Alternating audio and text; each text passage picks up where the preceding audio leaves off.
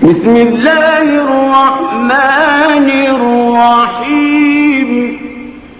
والشمس وضحاها اعوذ باللہ من الشیطان الرجیم بسم اللہ الرحمن الرحیم الحمد للہ الواحد الاحد الفرد الصمد والصلاة والسلام علی مصدر الخیر واشرف بریتہ ابی القاسم المصطفى محمد وعلی آلہ الطیبین الاطہرین المنتجبین اما بعد۔ برادران عزیز، جیسا کہ گزشتہ گفتگو میں ہم نے عرض کی تھی کہ ہماری گفتگو امام موسیٰ کاظم علیہ السلام اور ان کے بعد امام علی رضا علیہ السلام کے متعلق اور ان کے بعد امام محمد تقی علیہ السلام کے متعلق ہوگی، اور امام علی نقی علیہ السلام اور امام حسن عسکری علیہ السلام اور امام زمانہ علیہ السلام کے متعلق، اور اہل سنت کی علماء نے جو کچھ ان ائمہ ہدیٰ علیہ السلام کے متعلق اظہار عقیدت کیا ہے اور جو کچھ ان کی فضائل و مراقب بیان کیے ہیں، تو اہل سنت کے علماء کے مطابق ہم وہ گفتگو پیش کریں گے۔ اس کی وجہ یہ تھی کہ ایک دریدہ دہن انسان نے جو دریدہ دہنی کی اور جو گستاخی کی ائمہ ہدیٰ علیہ السلام کی شان میں، اور اہل سنت کے علماء اور ان کی تحریروں کو، ان کی کتابوں کو، ان کے نظریات کو بالائے طاق رکھتے ہوئے اس شخص نے تمام اہل اسلام سے ہٹ کے گستاخی کی ہے، تو اس کا جواب ہم عرض کریں گے۔ تو اسی عہد اور اسی وعدہ کے تحت آج کی گفتگو امام محمد تقی علیہ السلام کے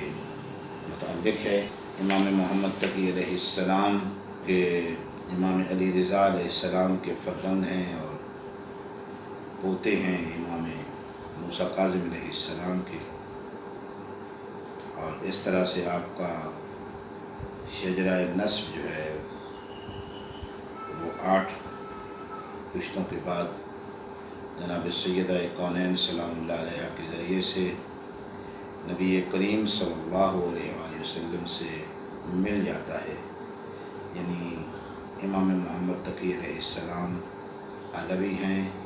اور بنی ہاشم سے ہیں اور مدنی ہیں۔ مدینہ منورہ میں امام کی ولادت ہوئی ہے، اور آپ کا اسم گرامی تو محمد ہے، محمد ابن علی، اور آپ کے القاب میں ایک لقب تقی ہے، یعنی متقی اور پرہیزگار، اور ایک لقب زکی ہے یعنی پاک و پاکیزہ، اور ایک لقب قانع ہے یعنی قناعت کرنے والا۔ تو امام محمد تقی علیہ السلام کی یہ القاب ہی ان کی صفات کو ظاہر کر رہے ہیں کہ کن صفات کے وہ مالک ہیں، ایک پاک و پاکیزہ شخصیت، اور ایک متقی اور پرہیزگار شخصیت، اور ایک قناعت کرنے والی شخصیت۔ یہ تینوں صفتیں امام علیہ السلام میں، اور اس کے علاوہ چوتھا لقب امام کا جواد ہے، جس کا مطلب ہے کہ انتہائی سخی۔ تو آپ کی سخاوت اور آپ کا کرم ایک ضرب المثل بن گیا کہ آج تک، یعنی کہیے کہ 1200-1300 سال گزر جانے کے بعد بھی آج کی مسلم دنیا انہیں جواد کے لقب سے یاد کرتی ہے، جو ان کے کرم اور ان کی سخاوت پر دلالت کرتا ہے۔ تو یہ وہ شخصیت ہیں کہ جن کے متعلق بزرگ ترین علماء اہل سنت نے، یہ ابن تیمیہ ہیں جو لکھتے ہیں کہ محمد ابن علی الجواد کان من اعیان بنی ہاشم، یعنی ابن تیمیہ جیسے عالم جو کافی حد تک متعصب بھی ہیں، لیکن اس کے باوجود امام محمد تقی علیہ السلام کی تعریف میں وہ لکھ رہے ہیں کہ کان من اعیان بنی ہاشم، کہ وہ بنی ہاشم کی بزرگ ترین شخصیات میں سے تھے، وَهُوَ مَعْرُوفٌ بِالسَّخَاءِ وَالسُّعْدَةِ، جو اپنی سخاوت میں اور اپنی سرداری میں مشہور تھے اور معروف تھے، وَلِهَذَا سُمِّيَ الْجَوَّادِ، اور اسی سخاوت کی وجہ سے اور اسی کرم کی وجہ سے ابن تیمیہ لکھ رہے ہیں کہ امام محمد ابن علی الجواد علیہ السلام کو جواد کہا جاتا تھا، ان کی سخاوت اور ان کے کرم کی وجہ سے۔ امام علیہ السلام کی کنیت ابو جعفر ہے، ہاشمی ہیں، علوی ہیں، مدنی ہیں، من سادات البیت العلوی، یعنی علی علیہ السلام امیر المومنین علی ابن ابی طالب علیہ السلام کے گھرانے کے سادات اور سرداروں میں شامل ہیں۔ من اہل الفضل والکرم، اہل فضیلت تھے اور کرم کرنے والے انسان، کریم انسان تھے۔ اور اسی طرح سے بہت سے اہل سنت کے علماء ہیں جنہوں نے امام محمد تقی علیہ السلام کی تعریف کی ہے۔ ان میں محمد بن طلحہ شافعی ہیں، ان میں ابن تیمیہ ہیں، ان اہل سنت کے علماء میں شمس الدین الذہبی ہیں اور صلاح الدین الصفدی ہیں، عبداللہ ابن اسعد یافعی، ان کے علاوہ ابن حجر حیثمی ہیں اور عماد الحنبلی ہیں اور یوسف بن ابراہیم النبہانی ہیں۔ اور اس کے علاوہ اہل سنت کے بہت سارے علماء ہیں، ذکروا فضلہ، ان تمام علماء نے جن کے میں نے نام گنوائے ہیں اور جن علماء اہل سنت کے میں نے نام نہیں گنوائے، یہ سب آپ کی فضیلت کے قائل ہیں۔ ومنزلتہ، اور یہ تمام بزرگ اہل سنت کے علماء امام محمد تقی علیہ السلام کی قدر و منزلت کے قائل ہیں۔ خیر الدین زرقلی کہتے ہیں محمد تقی الجواد کان رفیع القدر، کہ امام محمد تقی علیہ السلام قدر و منزلت کے لحاظ سے ایک بلند مقام رکھتے تھے، کہ اسلاف ہی، اپنے آباء و اجداد کی طرح اور اپنے بزرگوں کی طرح، یعنی وہی قدر و منزلت جو آپ کی آباء و اجداد کو حاصل تھی، وہی قدر و منزلت، اسی قدر و منزلت کے حامل تھے سرکار امام محمد تقی علیہ السلام۔ یہ واقعہ امام محمد تقی علیہ السلام کے بچپن کا ہے، تقریباً 7-8 برس کی عمر میں بغداد کا واقعہ ہے۔ امام محمد تقی علیہ السلام بغداد کی ایک گلی میں کوچے میں کھڑے ہوئے تھے، دوسرے بچوں کے ساتھ، دوسرے بچے کھیل رہے تھے، اور مامون اپنے لاؤ لشکر کے ساتھ وہاں سے اپنی سواریوں پر جب وہ گزرے تو مامون چونکہ بادشاہ تھے اور ان کا لشکر ان کے ساتھ تھا، تو ان کی ہیبت سے تمام بچے جو کھیل رہے تھے وہ گلی چھوڑ کے وہاں سے ہیبت کی وجہ سے اور خوف کی وجہ سے وہاں سے بھاگ گئے۔ تو سب بچے بھاگ گئے، لیکن امام محمد تقی علیہ السلام اسی مقام پر اسی طرح سے کھڑے رہے۔ مامون کو اس بات پر بڑی حیرت ہوئی کہ جس طرح دوسرے بچے بھاگ گئے ہیں، یہ بھی تو ایک بچہ ہے، تو یہ کیوں نہیں اپنی جگہ سے بھاگا؟ تو مامون قریب آیا اور کہا کہ یا غلام، اے بچے، ما منعک ان انصراف، کہ آپ کو یہاں سے چلے جانے سے کس چیز نے روکا، آپ کیوں یہاں کھڑے رہے ہیں؟ تو امام نے جواب دیا، دیکھیے ابھی بچپن ہے، لم یک الطریق ضیق، فرمایا کہ راستہ تنگ نہیں تھا، ولیس لی ذنبا فاخشاک، اور میں نے کوئی جرم بھی نہیں کیا تھا، میں نے کوئی گناہ بھی نہیں کیا تھا کہ میں آپ سے ڈر جاتا، اور میں آپ کی نسبت سمجھتا تھا کہ آپ مجھے کیوں تکلیف پہنچائیں گے جبکہ میں بے قصور ہوں۔ تو یہ بچپن میں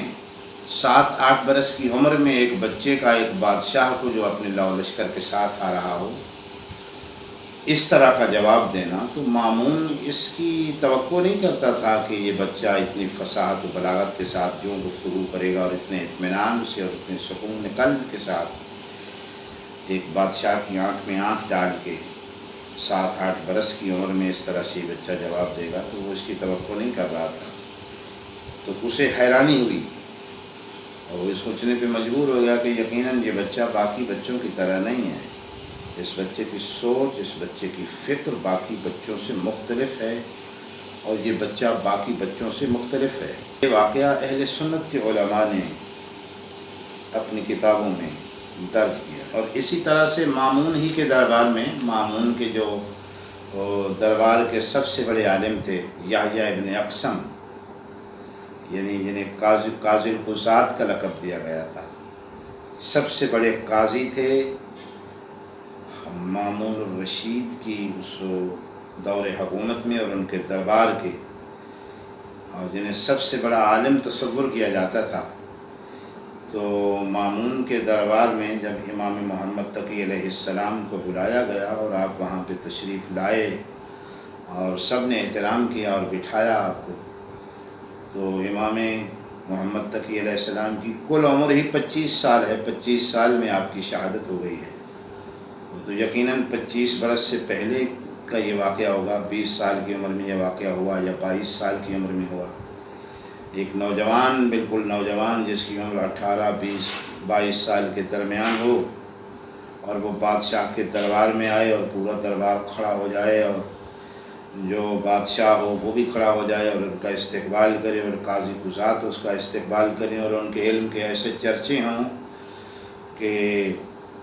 یحییٰ بن اقسم جو سب سے بڑے قاضی تھے، انہوں نے امام علیہ السلام سے یہ سوال کیا کہ میں آپ سے ایک سوال پوچھ سکتا ہوں، ایک علمی سوال پوچھ سکتا ہوں؟ تو امام علیہ السلام نے کہا کہ تم بالکل مجھ سے وہ سوال پوچھ سکتے ہو جو تمہارا جی چاہے، کیونکہ یہ اس خانوادے سے ہیں جن کی جد نے یہ دعویٰ کیا تھا کہ سلونی قبل ان تفقدونی، پوچھو جو تمہارے جی میں آئے اس سے پہلے کہ میں تمہارے درمیان سے چلا جاؤں۔ تو امیر المومنین کی اولاد میں جتنے بھی ائمہ ہدیٰ علیہ السلام آئے ہیں، ان کے علم کی یہی کیفیت رہی ہے کہ جس کے جی میں جو بھی آتا تھا سوال کرتا تھا۔ اسی طرح سے سرکار امام علی رضا علیہ السلام کا علم اس حد تک اس کی شہرت تھی کہ آپ کو لقب دیا گیا عالم آل محمد، یعنی آل محمد کے اپنے زمانے کے سب سے بڑے عالم۔ تو آل محمد کے اپنے زمانے کے سب سے بڑے عالم کے بیٹے ہیں امام محمد تقی علیہ السلام، اور ان کے علم کا بھی اتنی نوجوانی میں اتنا زیادہ چرچا تھا کہ یحییٰ بن اقسم وہ سوال کرنے پہ مجبور ہوا، اور اس نے سوال کیا احترام بندے ہوئے شخص کے متعلق۔ اگر میں اس سوال کو اور اس کے جواب کو جو طویل ہے دہراتا چلا جاؤں تو پھر یہ ویڈیو بہت لمبی ہو جائے گی، تو میں اس کے بعد جو امام علیہ السلام نے اس کے سوال کا جواب دیا، اور وہ تمام دربار اش کر اٹھا اور آپ کے علم کا اعتراف کیا کہ واقعی آپ سے بڑا کوئی عالم نہیں ہے اس دور میں روئے زمین پر۔ اور اس کے بعد پھر مامون نے کہا، البتہ وہ دوسرا سوال جو ہے وہ چونکہ تھوڑا مختصر ہے تو وہ میں آپ کی خدمت میں عرض کر دیتا ہوں کہ مامون نے امام محمد تقی علیہ السلام سے کہا کہ اے فرزند رسول، میں چاہتا ہوں کہ آپ ہمارے سب سے بڑے قاضی یحییٰ بن اقسم سے آپ سوال کریں تاکہ وہ آپ کے سوال کا بھی جواب دے۔ آپ نے تو اس کے سوال کا جواب بڑی تفصیل سے دے دیا، لیکن میں یہ دیکھنا چاہتا ہوں کہ کیا یحییٰ بن اقسم بھی آپ کے سوال کا جواب دے پاتا ہے۔ اقسم کی طرف امام محمد تقی علیہ السلام نے رخ کیا اور فرمایا، خبرنی الی رجل، مجھے اس مرد کے بارے میں تم بتاؤ کہ نظر الی امرأۃ فی اول النہار فکان نظرہ حرام علیہا، کہ ایک شخص نے صبح کے وقت ایک عورت کی طرف نظر کی، اس عورت کی طرف دیکھا تو اس مرد کا اس عورت کو دیکھنا صبح کے وقت حرام تھا۔ فلما ارتفع النہار، لیکن جب سورج بلند ہو گیا، فحلت لہ، تو اب وہ عورت اس مرد کے لیے حلال ہو گئی۔ فلما زالت الشمس حرمت علیہ، لیکن جب سورج زوال پذیر ہوا تو اس وقت وہ عورت اس مرد پر پھر حرام ہو گئی۔ فلما کان وقت العصر حلت لہ، لیکن جب عصر کا وقت ہوا تو وہ عورت اسی مرد پر پھر حلال ہو گئی۔ فلما غربت الشمس، اور جب سورج غروب ہو گیا، حرمت علیہ، تو وہی عورت اس مرد پر دوبارہ حرام ہو گئی۔ فلما دخل علیہ وقت العشاء الآخرہ حلت لہ، لیکن جب عشاء کی نماز کا وقت ہوا تو وہ عورت اس مرد پر پھر حلال ہو گئی۔ فلما کان الانتصاف اللیل حرمت علیہ، اور جب آدھی رات کا وقت ہوا تو وہ عورت اس مرد پر پھر حرام ہو گئی۔ فلما طلع الفجر حلت لہ، لیکن جب رات گزر گئی اور فجر طلوع ہوئی تو وہ عورت اس مرد کے لیے دوبارہ حلال ہو گئی۔ تو فرمایا ما حال هذه المرأة وبما حلت لها وحرمت علیہ، تو وہ عورت اصل میں ہے کون اور وہ مرد کون ہے کہ جس پر یہ عورت کبھی حلال ہو جاتی ہے اور کبھی حرام ہو جاتی ہے۔ بھرے دربار میں سوال کر رہے ہیں امام محمد تقی علیہ السلام یحییٰ بن اقسم، جو دربار مامون کے سب سے بڑے عالم اور سب سے بڑے قاضی ہیں، قاضیوں کے قاضی ہیں، ان سے امام علیہ السلام نے سوال کیا تو وہ حیران و پریشان ہو گیا اور اس نے سر جھکا کر اعتراف کیا کہ اے فرزند رسول، اس سوال کا جواب میرے پاس نہیں ہے، لیکن میں چاہتا ہوں کہ آپ اس سوال کا جواب ہمیں عطا فرمائیں تاکہ ہم اس سے استفادہ کریں۔ اب ایک عمر رسیدہ اور ایک بزرگ اور دربار کے سب سے بڑے قاضی اور عالم، جن کی ساری زندگی علم حاصل کرنے میں اور پڑھنے میں اور تحقیق کرنے میں گزر گئی ہے، وہ آل محمد کے گھرانے کے 18 یا 20 سال کے ایک نوجوان کے سامنے دست سوال دراز کیے کھڑے ہیں اور اپنی جھولی پھیلا رہی ہیں کہ کوئی علم کی خیرات ہماری جھولی میں ڈال دیجئے۔ یہ کون ہیں؟ یہ امام محمد تقی علیہ السلام ہیں، یہ آل محمد کے گھرانے کے ایک فرد ہیں اور فرزند رسول ہیں اور جناب سید قینین فاطمہ الزہرا سلام اللہ علیہ کی اولاد ہیں، جن کے سامنے وہ علم کی خیرات مانگ رہے ہیں۔ تو امام علیہ السلام نے اس کا جواب دیا۔ مولا نے فرمایا کہ یہ عورت ایک کنیز ہے، اس نے صبح کے وقت اس نامحرم کنیز کو دیکھا تو جو اس کے لیے نامحرم تھی تو اس مرد کا اس کنیز کی طرف دیکھنا حرام تھا، جائز نہیں تھا، لیکن اس شخص نے ظہر سے پہلے اس کنیز کو اس کے مالک سے خرید لیا، وہ عورت اس پر حلال ہو گئی۔ اب اس کی کنیزی میں آ گئی ہے تو کنیزی میں آ جانے کے بعد حلال ہو گئی۔ فلما کان الظہر اعتقہا، لیکن جب ظہر کا وقت ہوا تو اسی مرد نے اس کنیز کو آزاد کر دیا، فحرمت علیہ، تو آزاد کرنے کے بعد وہ کنیز اس پر دوبارہ حرام ہو گئی۔ فلما کان وقت العصر تزوجہا، اور پھر جب عصر کا وقت ہوا تو اسی مرد نے اس عورت سے نکاح کر لیا، اس سے شادی کر لی، فحلت لہ، تو وہی عورت اس پر دوبارہ حلال ہو گئی۔ فلما کان وقت المغرب یظاہر عنہا، اور جب مغرب کا وقت ہوا تو اس مرد نے اس عورت کو طلاق زہار دے دی۔ طلاق کی مختلف قسمیں ہیں، ان میں سے ایک قسم جو ہے وہ زہار ہے، تو وہ طلاق زہار اس نے دے دی۔ فحرمت علیہ، تو اس طلاق زہار کے بعد وہ عورت اس پر پھر حرام ہو گئی۔ فلما کان وقت العشاء الآخرہ، لیکن جب عشاء کی نماز کا وقت ہوا، کفر عن الزہار، تو اس مرد نے اس زہار کا کفارہ دے دیا۔ فحلت لہ، تو وہی عورت اس مرد پر دوبارہ حلال ہو گئی۔ فلما کان نصف اللیل، اور جب آدھی رات کا وقت ہوا، طلقہا واحدہ، تو اس مرد نے اس عورت کو ایک طلاق دے دی۔ فحرمت علیہ، تو وہ عورت اس مرد پر ایک بار پھر حرام ہو گئی۔ فلما کان عند الفجر، لیکن جب فجر کا وقت ہوا، رجعہا، تو اس مرد نے اس عورت سے رجوع کر لیا، اس طلاق سے رجوع کر لیا۔ فحلت لہ، تو وہی عورت اس مرد پر دوبارہ حلال ہو گئی۔ تو یہ بھرے دربار میں یحییٰ بن اقسم، جو کہ سب سے بڑے عالم تھے، ان کے سامنے امام محمد تقی علیہ السلام نے اپنی اس نوخیز عمری میں، اپنی نوجوانی میں، 18-20 برس کی عمر میں اس سے سوال کیا اور وہ جواب نہیں دے سکا، اور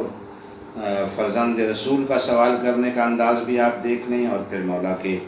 جواب دینے کا انداز بھی آپ دیکھ لیں۔ اسی سوال و جواب سے پتہ چلتا ہے کہ یہ وارث علم رسالت اور وارث علم امیر المؤمنین ہیں، سرکار امام محمد تقی علیہ السلام، اور یہ وہی شخصیت ہیں جن کی رگوں میں رسول اللہ صلی اللہ علیہ وآلہ وسلم کا خون ہے۔